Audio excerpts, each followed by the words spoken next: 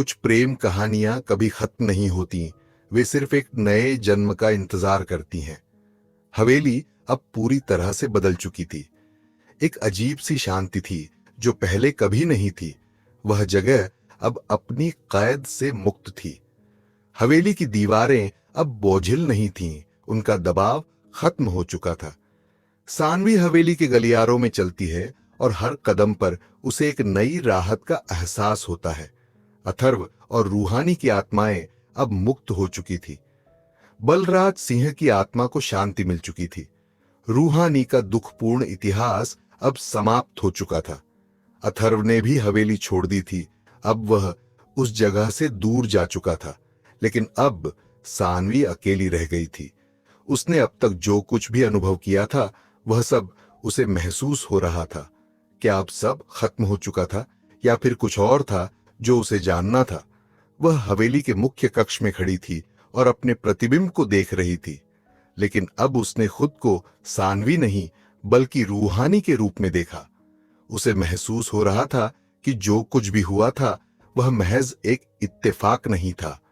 वह न सिर्फ सानवी थी बल्कि रूहानी भी थी।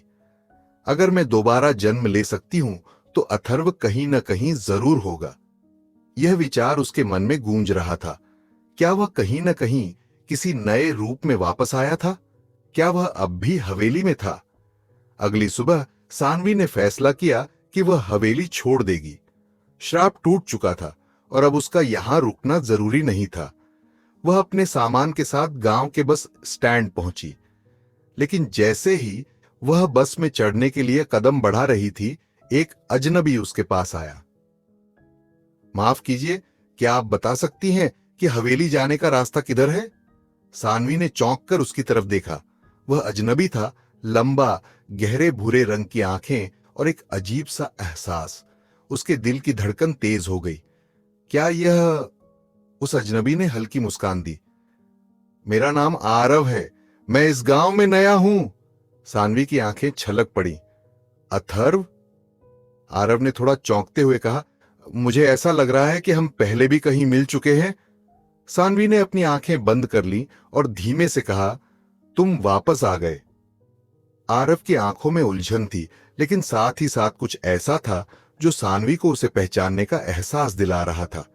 उसने मुस्कुराकर कहा, हां, हम मिल चुके हैं। यह सच था।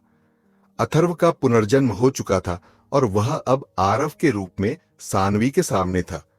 नियति ने उन्हें एक नया मौका दिया था और इस बार कोई श्राप नहीं था। अब सानवी और आरव एक साथ फिर से मिले थे।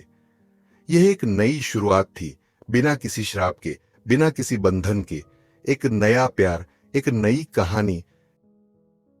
यह थी श्रापित प्रेम की पूरी कहानी। एक ऐसा प्रेम जिसे एक जन्म में खत्म नहीं किया जा सकता था। अगर आपको यह कहानी पसंद आई तो हमें लाइक और कमेंट करके जरूर बताएं। ऐसी और रोमांचक और मनोरंजन से भरपूर कहानियां सुनने के लिए जुड़े रहिए हमारे साथ और बेल आइकन दबाना न भूले, जिससे हर नई कहानी आने पर आपको तुरंत पता चल सके। तो चलिए मिलते हैं अगली बार एक नई कहानी के साथ।